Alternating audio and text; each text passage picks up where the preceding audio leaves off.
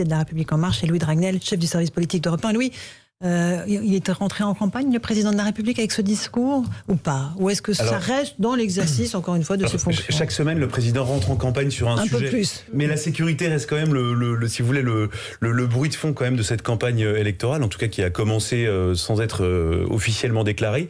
Et ce qu'on voit quand même, c'est que s'agissant de la journée d'aujourd'hui, et particulièrement donc, du discours du président, ce qui est un peu étonnant, c'est qu'on a l'impression qu'enfin, il s'est construit une vision sur la sécurité. En fait, ça fait globalement depuis le début de son quinquennat que les policiers attendent qu'il soit clair. En fait, si aujourd'hui, les syndicats de police sont plutôt satisfaits globalement parce qu'ils ont entendu des mots qu'ils attendaient avec une forme de cohérence. La nation vous aime, voilà. je vous aime, a dit le président. Et puis parfois, il était un peu précis. Il a essayé de montrer qu'il connaissait, en tout cas qu'il s'intéressait à la fois au service de police judiciaire, enfin tous les services et particulièrement la sécurité publique.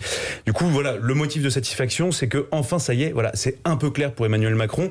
Mais beaucoup de policiers, moi que j'ai appelé aujourd'hui, me disent, mais ça aurait été quand même mieux s'il avait pu faire ce discours avant. En début de mandat, peut-être. Ou avant sa campagne. Et effectivement, dès 2017, ça aurait évité un certain nombre de débats interminables, des tergiversations, beaucoup de pertes de temps et surtout, du coup, beaucoup de pertes d'énergie et de démotivation pour les policiers. Donc ça, c'est pour le coup le premier point. Ensuite, une fois qu'on a dit ça, le discours était très beau.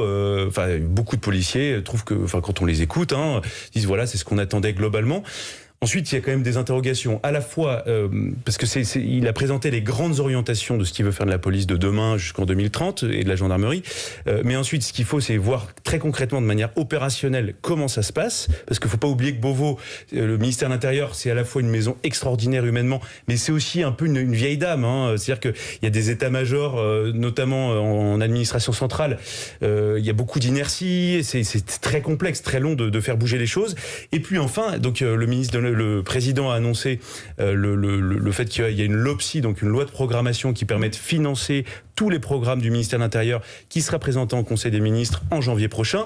Mais le problème, c'est que le calendrier parlementaire est complètement saturé. Et donc, il y a de très fortes chances, même c'est quasiment sûr, que cette loi ne sera pas votée avant la présidentielle.